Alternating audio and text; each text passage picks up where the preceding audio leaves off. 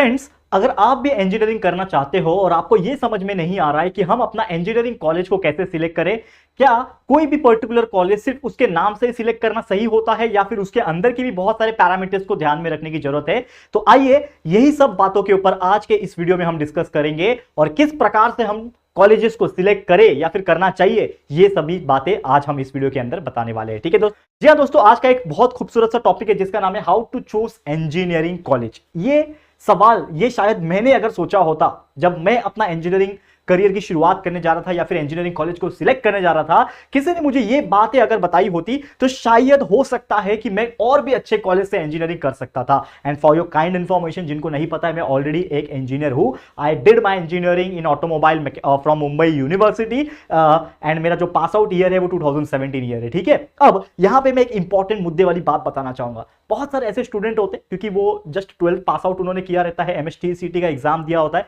अगर आप महाराष्ट्र से बिलोंग करते हो, और या फिर अगर आपने JEE का एग्जाम दिया होता है, तो आपके मन में ये होता है कि हम बेस्ट से बेस्ट कॉलेज को सिलेक्ट करें।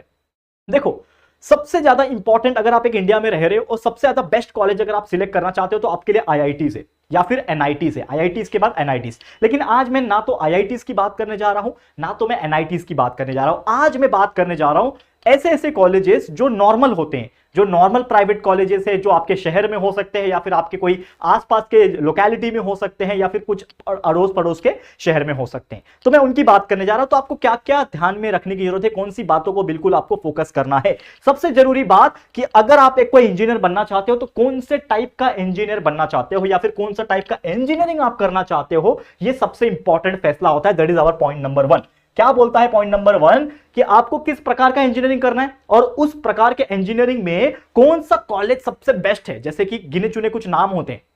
अगर आप VJTI से करते हो, जैसे मैं किसी का प्रमोशन यहां पे नहीं कर रहा हूं, लेकिन मुझे जो रैंडम नाम याद आ जाएगा इंजीनियरिंग कॉलेज का वो मैं नाम ले लूंगा। ठीक है, तो VJTI हो गई, ठीक है ना। ऐसे मुंबई में जो, क्योंकि देखो मैं मुंबई में रहता हूं, मुंबई यूनिवर्सिटी से मैंने पढ़ाई की है, तो मुझे मुंबई के कुछ कॉलेजेस के नाम पता है। जैसे पुणे का एक कॉलेज है, कॉलेज ऑफ इंजीनियरिंग पुणे, ठीक है ना। ये भी बहुत बड़ा कॉलेज लगता है, मुझे सुनने में आया है। ठीक है ना, इवन जब मैं इंजीनियरिंग कर रहा था तो ये कॉलेज था। ठीक है ना, VJTI हो गया। फिर ऐसे मुंबई में और भी बहुत सारे अच्छे अच्छे कॉलेज है, सरदार वल्लभ भाई पटेल है, सरदार पटेल इंजीनियरिंग कॉलेज, ऐसे कई सारी चीजें हैं। ठीक है, अब ये जो कॉलेजेस जो मैंने नाम लिया है यहां पे, ये बहुत बेहतरीन कॉलेज है, ऐसा नहीं है, कोई भी खराबी नहीं है। इवन मैंने भी जो कॉलेज से किया था वो भी बहुत बेहतरीन कॉलेज है, लेकिन हर एक का एक स्पेशलिटी होता है। यानी कि अगर मैं पहला पॉइंट को यहां पे मैं थोड़ा सा इलाबोरेट करने की कोशिश करूं कि आपका जो टाइप ऑफ इंजीनियरिंग है वो देखो और उसके डोमेन में कौन सा कॉलेज सबसे बेहतर एजुकेशन प्रोवाइड करता है वो देखो। अगर वो चीज मैच हो पा रहा है, जैसे कि अगर आपने सिलेक्ट किया कि मुझे मैकेनिकल इंजीनियर बनना है, मैकेनिकल इंजीनियरिंग करना है, तो मैकेनिकल इंजीनियरिंग में पूरे मुंबई में, अगर आपको मुंबई में एडमिशन लेना है तो पूरे मुंबई में सबसे बेस्ट कॉलेज कौन सा है वो सर्च करो जाके। करेक्ट है, गूगल बता देगा ना, गूगल हैज द आंसर कि सबसे अच्छा रेटिंग्स किसका है। ठीक है ना, ये सभी चीज बताएगा। और भी बहुत सारे पैरामीटर्स है जो मैं बताने वाला हूं, लेकिन सबसे इंपॉर्टेंट चीज है कि आप कौन सा टाइप का इंजीनियरिंग करना चाहते हो वो आपके दिमाग में रखो और उसी के बदौलत, उसी के बेस पे आपको वो कॉलेज को देखना है, उसके रेटिंग्स चेक करने हैं एंड फिर जाके अपना प्रोसेस जो है कैप राउंड का उसको भरना है। ठीक है, पहला प्रेफरेंस देना है कि मुझे ये कॉलेज में चाहिए एडमिशन। पता है ना आपको, कैप राउंड होते हैं, कैप राउंड्स। एंड अगर आप JEE या फिर MSTCT के बेस पे जा रहे हो तो कैप राउंड्स के थ्रू आपको जाना पड़ता है। जो कॉलेज चाहिए आपको उसका नाम डालना पड़ता है, फिर आपको अलॉटमेंट होता है वो कॉलेज का एंड वो कॉलेज में जाके फिर आपको एडमिशन करना होता है। यही प्रोसेस है। ठीक है, अब नेक्स्ट चीज ये तो हो गया सबसे पहली बात कि आपको किस टाइप का इंजीनियरिंग है वो अपने कॉलेज के आधार पर आपको चूज करना है। अब नेक्स्ट जो यहां पे पॉइंट आ रहा है वो है कट ऑफ मार्क्स। अब आपको कोई भी कॉलेजेस चाहिए तो आप नाम डाल दोगे क्या उसमें कि मुझे भाई ये कॉलेज चाहिए, मुझे कॉलेज ऑफ इंजीनियरिंग पुणे चाहिए और आपको VJTI चाहिए, तो आपने बस कैप राउंड के फॉर्म में आपने डाल दिया पहला प्रेफरेंस, तो आपको मिल जाएगा। मिलेगा क्या? नहीं मिलेगा ना यार। क्यों नहीं मिलेगा? क्योंकि आपके मार्क्स क्या है और उस कॉलेज का उस पर्टिकुलर इंजीनियरिंग के कैटेगरी में क्या कट ऑफ जा रहा है वो चेक करना आपके लिए बहुत ज्यादा इंपॉर्टेंट हो जाता है। क्यों हो जाता है? क्योंकि समझ लो कि आपको CET में 200 में से समझ लो 80 मार्क्स मिल रहे हैं, 90 मार्क्स मिल रहे हैं, तो आपको यह चेक करना पड़ेगा कि समझ लो एक पर्टिकुलर कॉलेज है जो भी है XYZ नाम का, समझ लो उस कॉलेज का लास्ट ईयर का 2021 का जो कट ऑफ निकला था वो था 95।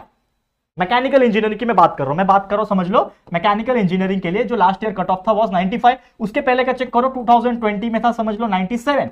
मतलब कहीं ना कहीं अगर आप नोटिस कर पाओगे तो आपको 95 97 यानी कि लगभग उस रेंज में आपके अगर CET में मार्क्स आए होंगे तब जाके आप उस कॉलेज में एडमिशन ले पाओगे। तो अगर उसके आसपास आपके मार्क्स है, जैसे कि आपके 95 96, 97, 98, 99 ज्यादा तो है, बहुत अच्छी बात है, लेकिन अगर कम है जैसे कि आपके 92 है, 93 है, तो भी आप उस कॉलेज का नाम अपने कैप राउंड के फॉर्म में डाल सकते हो। प्रेफरेंस नंबर 1, प्रेफरेंस नंबर 2, आप जो चाहे वो देना चाहते हो वो दे सकते हो। लेकिन क्या इंपॉर्टेंट चीज है, कट ऑफ को जानना। बहुत सारे ऐसे लोग होते हैं जिनको पता नहीं होता कट ऑफ के बारे में। तो सबसे पहले हर कॉलेज का एक कट ऑफ लिस्ट निकालो, ऑनलाइन मिल जाती है चीजें, वो कट ऑफ निकालो एंड वो कट ऑफ को देखो कि कौन से कॉलेज में कितना कट ऑफ गया है, लास्ट ईयर कितना था, उसके लास्ट ईयर कितना था। एटलीस्ट आपको क्या चेक करना है, last 2 year, last 2 to 3 years आपने चेक कर लिया, बस हो गया। फिर उसी के बेस पे आपको अपने कैप राउंड में फॉर्म में डाल देना है कि ये कॉलेज मेरा प्रेफरेंस है, इसमें मुझे एडमिशन लेना है। समझ में आ गया? ये हो गया आपके लिए दूसरा पॉइंट। तीसरा पॉइंट क्या है आपके लिए कि आपको अगर अच्छा कॉलेज सिलेक्ट करना है तो सिर्फ नाम पे मत जाना। जैसे मैंने स्टार्टिंग में ही बोला कि बहुत सारे ऐसे कॉलेजेस मिलेंगे जो नाम के आधार पे चलते हैं, लेकिन आज भी उनके अंदर उस लेवल की पढ़ाई नहीं होती या फिर उस लेवल का एजुकेशन नहीं होता। क्यों नहीं होता? क्योंकि एक इंपॉर्टेंट चीज जो होती है इंजीनियरिंग में, जो बच्चे शायद नहीं ध्यान देते हैं, उनको लगता है बस इंजीनियर बनना है, इंजीनियरिंग कॉलेज में एडमिशन ले लेना है, ये मेरे लिए बहुत बड़ी बात है। लेकिन ऐसा नहीं होता। एक इंजीनियर बनना और इंजीनियरिंग करने में बहुत सारी पैरामीटर्स होती है, उसको ध्यान में रखने की जरूरत है। अगर वो बच्चा ध्यान लगा के उस चीज को फॉलो करेगा तब वो सक्सेसफुल जल्दी बन सकता है। जो गलती मैंने अपने लाइफ में की थी या फिर मेरे जो बैचमेट्स थे उन्होंने की थी, वो आपको नहीं करना है। जैसे कि आपको हमेशा से चेक करना है कि उस कॉलेज में प्लेसमेंट होता है कि नहीं। What do mean by placement? आप इंजीनियरिंग क्यों कर रहे हो? आपको आगे जाके जॉब करना है, किसी भी अच्छी कंपनी में एज ए इंजीनियर जॉब करना है, करेक्ट है? इसलिए आप इंजीनियरिंग करने आए हो, करेक्ट है? आपके माइंड में है कि मुझे इंजीनियर बनना है, इंजीनियर बनने के बाद जॉब करना है, तो क्या वो पर्टिकुलर कॉलेज जिसमें आप एडमिशन लेने का सोच रहे हो, क्या वो सो कॉल्ड जो नेम है उस कॉलेज का, उसमें आप जो एडमिशन लेने का सोच रहे हो, उसमें प्लेसमेंट होता है? क्या वो कॉलेज प्लेसमेंट के लिए कुछ कंपनीज को अपने अंडर में बुलाती है? फाइनल ईयर में इंटरव्यूज होते हैं, प्लेसमेंट होता है कि नहीं आता है? ऑफ कैंपस होता है कि नहीं? कंपनी कॉलेज खुद भेजती है क्या किसी भी स्टूडेंट को दूसरे कंपनी में जाके जाओ इंटरव्यू दे के आओ? अगर ये सब चीज हो रहा है तो उस कॉलेज में आंख बंद करके एडमिशन ले लो, भले उसका टीचिंग थोड़ा खराब क्यों ना हो, लेकिन उसमें अगर प्लेसमेंट हो रहा है तो आपको जाके उस कॉलेज में एडमिशन लेना चाहिए। क्यों? क्योंकि अगर आप कैसे ना कैसे अच्छे परसेंटेज लाओगे और प्लेसमेंट के जो इंटरव्यूज पैनल्स होते हैं उसमें अगर आ जाओगे, शॉर्टलिस्ट हो जाओगे कि हाँ ये 100 बच्चे जाके इंटरव्यू दे दो, इसमें से जो सिलेक्ट होगा वो कंपनी आपको हायर कर लेगी, इतना इतना पैकेज आपको मिलेगा। तो सोचो आप में से अगर कोई लकी होगा, लकी तो मैं नहीं बोलता, लक वर्ड ये यूज हम नहीं करते एक्चुअली, लेकिन लकी इन द सेंस अगर आपका सब चीज पैरामीटर सही है, आपने परसेंटेज अच्छे निकाले, आपका बिहेवियर अच्छा है, आपके पास स्किल्स अच्छे, नॉलेज अच्छा है और बोलने का प्रेजेंटेशन स्टाइल हर एक चीज अच्छा है, तो आपका इंटरव्यू आसानी से क्रैक हो जाएगा और आपको कॉलेज खत्म होते होते फाइनल ईयर में आते आते आप क्या कर लोगे, आपके हाथ में एक जॉब आ जाएगा, वो भी ठीक ठाक पैकेज के साथ। उसमें आप कुछ दिन काम कर लो, कुछ मंथ कुछ साल काम कर लो, फिर देखो एक्सपीरियंस आ गया, फिर आप जो चाहे जॉब में स्विच कर सकते हो और अपने इंक्रीमेंट पे ध्यान दे सकते हो, जितना हो सके सैलरी डिमांड कर सकते हो। तो